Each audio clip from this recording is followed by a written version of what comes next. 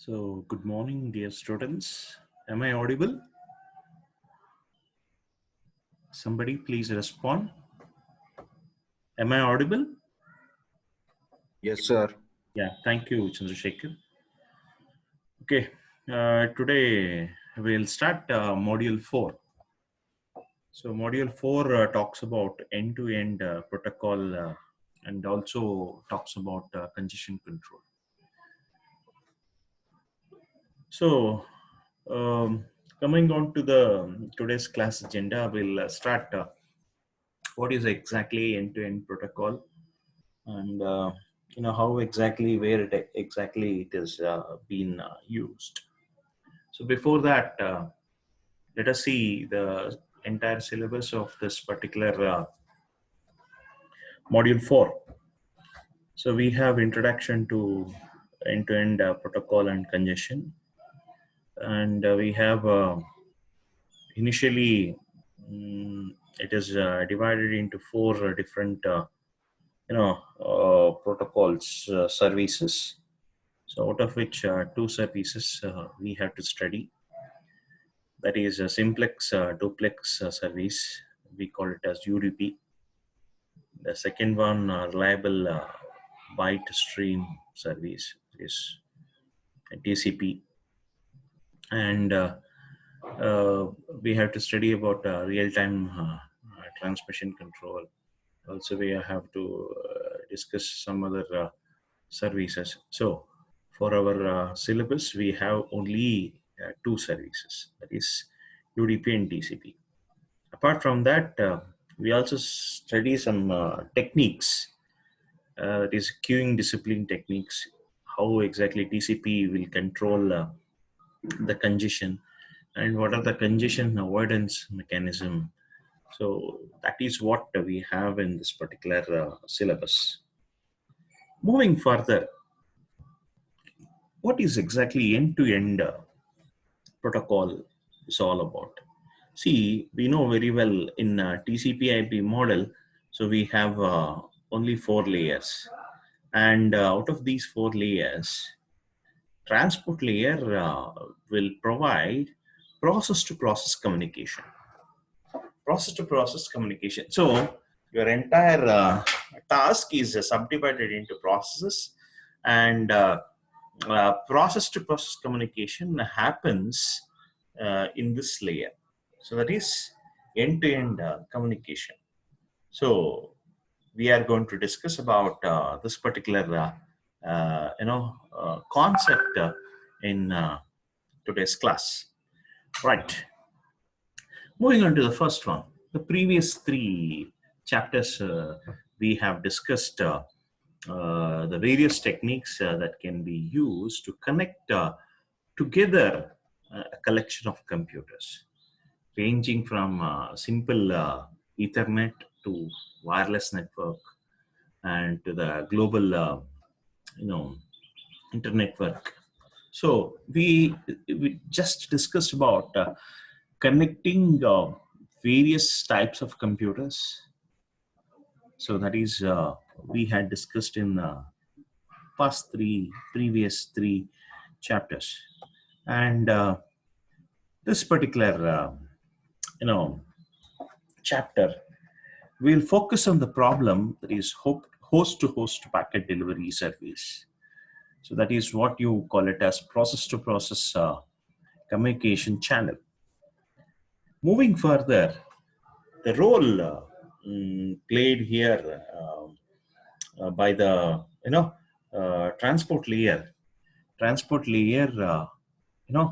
of this TCP/IP network architecture is very important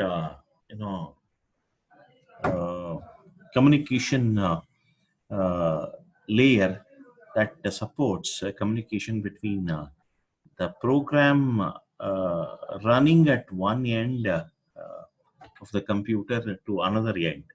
So program to program or process to process communication is also called as end-to-end protocol. It is also called end-to-end protocol.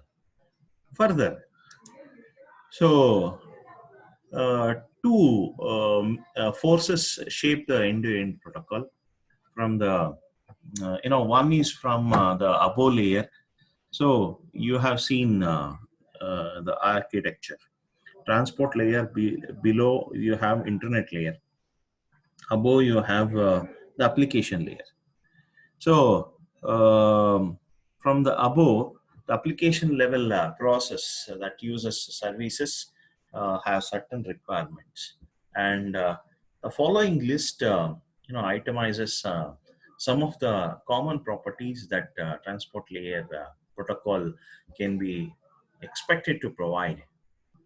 So first one, you know, guarantee the message delivery. Guarantee the message delivery, because so whatever the message that application program sends, so it expects some guarantee that that message has to be delivered to the destination. So that service, that taking care of guaranteed service, guarantee message delivery is taken care by your end-to-end protocol. Second one, it delivers the message in the same order that they are sent. For example, your message comprising of four parts: part 1, part 2, part 3, part 4. And even though the message is split into packets, packet 1, packet 2, packet 3, packet 4, finally at the receiving station, again the message has to be arranged in the same order: part 1, part 2, part 3, part 4, irrespective of the arrival order of the packets. So this is again taken care by your transport layer protocol, and all your transport layer protocols will rearrange the message what it has received through network. And next one, delivers at most one copy of the message. So there are chances that you may get duplicate copies. So duplicate copies in the sense, so due to errors, due to network traffic, some packets arrive, some packets will arrive 2 times, some packets will arrive, will not arrive. So all those arrangements it will take care. Finally, it has to submit, only one copy of the message to the destination. Right. The third, next one, it support arbitrarily large size of messages. So of course there is no restriction. Whatever the size you give, that size will be again considered, and irrespective of the data of the network, data of the file, irrespective of the type of the message, irrespective of the size of the message, what happens, the message is converted into packet, and of course packets are sent. So irrespective of the size of the message, the different types of the message, your transport layer protocols will certainly work. So definitely, the applications, different applications take services, create a very varied number of size in terms of the message that they transmit, they tend to transmit. And next one, it supports synchronous between the sender and the receiver. Synchronous. Synchronization is one of the very important thing when we look into the transmission. So some systems may be faster, some systems may be slower. So in order to match their synchronization, so what happens, this particular protocols, end-to-end protocols that are running in transport layer will take care of the synchronization between the senders and receivers. And it allows the receiver to apply flow control to the sender. Yes, that's very important. So in order to achieve synchronization, there should be some set of understanding between sender and the receiver. So definitely there will be a control of flow of data from source to destination. So this will be taken care by, again, end-to-end protocols. Lastly, uh, these protocols, end-to-end protocol, supports multiple application processes on each host. So very important. Multiple edge. So don't think that only one application is running on host computer. For example, so when we are connected, for example, my computer itself. So now I have connected to network for Zoom video conferencing. Plus, is also if I get a message, email, automatically my system will receive. In the background, my along with Zoom, my Internet Explorer is also running. My Chrome is also running. So many processes, applications are running. So you can see, you can hear. So along with this, along with my Zoom video conferencing, you can also hear if I get a mail, if I get a message, so that bell sound you are hearing. So I purposefully switched on today just to tell a network will simultaneously work with two or three applications. So two or three applications. I think now I have to just close it. Right. Yeah. So two or three applications. So now I have closed only one application, and that too, if I open the browser will continuously, it is not only one tab I have opened. I have opened 2-3 tabs. So 2-3 tabs continuously they are interacting with the servers through network, same network, through the same network. Video conference is also happening.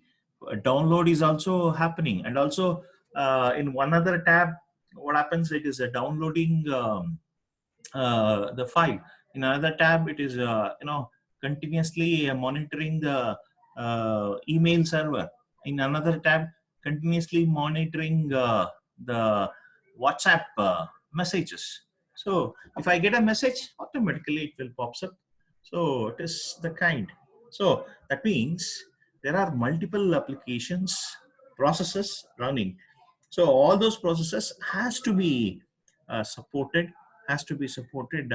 in this end-to-end protocols.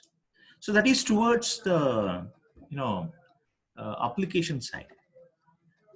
Towards the underlying the protocol stack, so we have network layer, underlying network layer. So that is internet layer that is available just below the transport layer. So underlying network upon which the transport protocol operates has certain limitations of the level of services that it can provide. Some of the more typical limitations of the networks are that it may be, can think of the first one. So it can drop messages.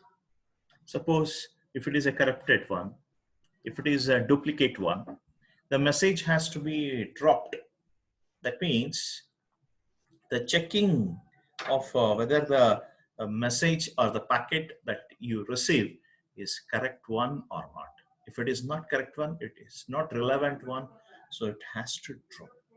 So that is that it has to do it when it is working with the lower layers, so underlying network layers. So that is internetworking layer.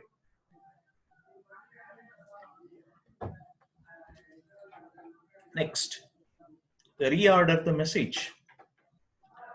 If the message, whatever you have received, is not proper, so it has to be sent again. This information is sent back to the source uh, to resend the message, reorder the message. So sending the order to send the message again. Okay, so that is in case of if the message is dropped, and deliver duplicated copies of a given message. So in case if you get delivered the duplicate copies, it has to identify which is duplicate, which is not duplicate, based on the packet number.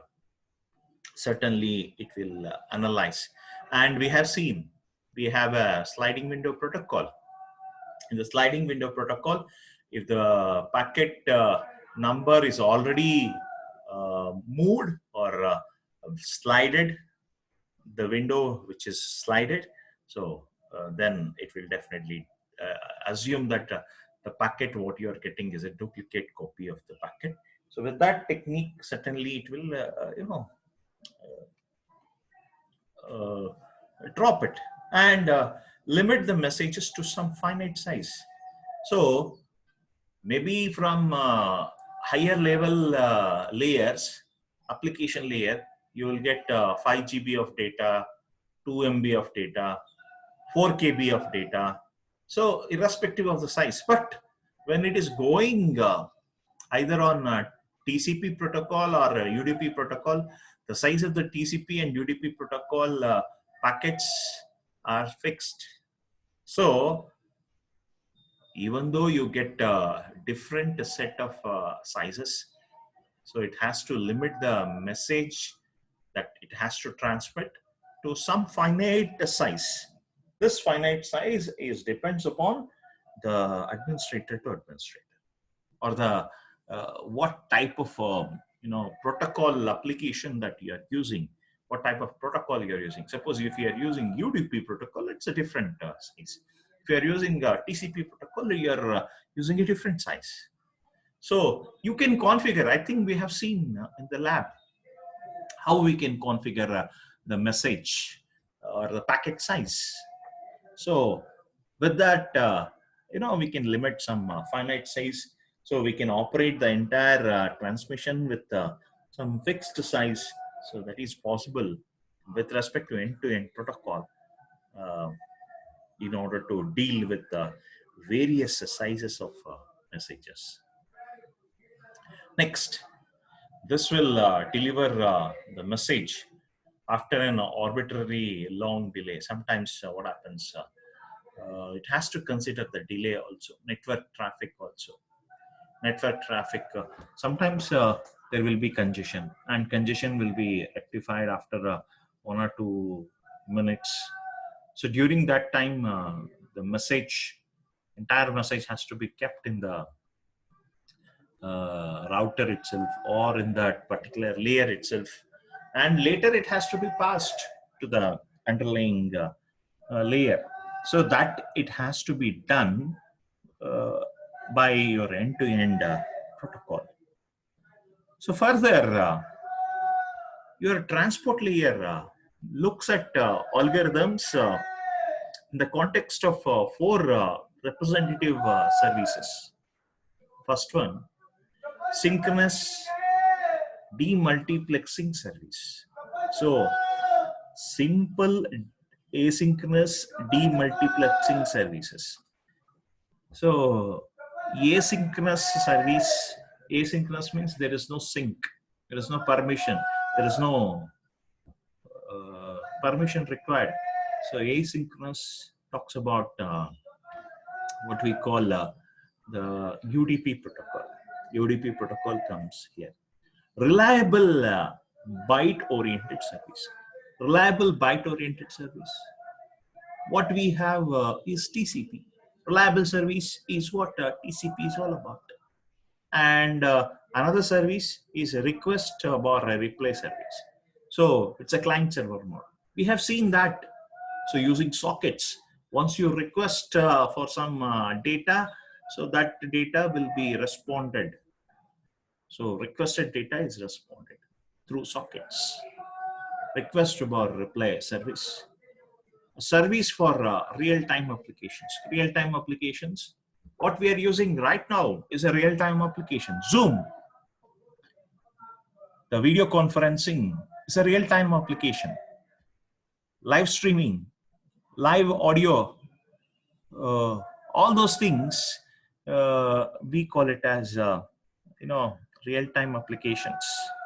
So these real-time applications are also come under the services of this end-to-end protocol. Moving further, in the case of demultiplexing and byte-oriented services, we use Internet's user datagram protocol. So user datagram protocol talks about demultiplexing, datagram protocol, and the byte-oriented service, reliable byte-oriented service. We have a transmission control protocol. We call it as TCP, and of course, these two are the two protocols based on which many other application protocols are running. These are the base. We have one more protocol. In case of request or reply, we have another protocol. We call it as RPC, remote procedure call. So remote procedure call is RPC service that we have. So we discussed the role that it played in remote procedure call RPC service that features the entire entitles. So this is, and we have already discussed the sockets that what we have is a RTP, real-time, remote procedure call. Finally, real-time applications make particular demands on transport protocols, such as the need to carry timing information that allow audio or video samples to be played back at the appropriate point of time. We look at the requirement placed by the application on such protocols. So the most widely used example is real-time protocol. So real-time transport protocol, RTP. So all your videos, all your video conferencing, all your audio transmission. So if you are listening to online music, Ghana.com, just through RTP. If you are watching YouTube video, it's through RTP protocol, real-time transmission, protocol, transport protocol. And what we are using, the video conferencing, that is also RTP protocol, and that are used to evaluate the performance of the computer network. Yes, definitely, this real-time protocol mainly depends upon the entire performance. It is going to really check the performance of the entire network. So that's the thing. And talking to simple demultiplexer is what we have, the simple demultiplexer protocol. So we have the simplest possible transport protocol is the one that extends the host-to-host delivery. So we'll discuss this UDP. UDP protocol, actually, I will stop at UDP protocol right now. So entire UDP protocol, it will take the entire one session, that is a 40-minute session. So I'll stop at this particular introduction to UDP. I'll just do it now and I'll stop. Remember, it's the simplest transmission control protocol that extends a host-to-host delivery of service and relying the network into process-to-process communication service. Yes. So if the two processes are running and you don't want to, send any acknowledgement or any request for connection establishment, so straight away, if you want to send the message from one end to another end, definitely you should use UDP. We have seen this, the lab program number 1 in part B. So the UDP protocol simply transmits the packets,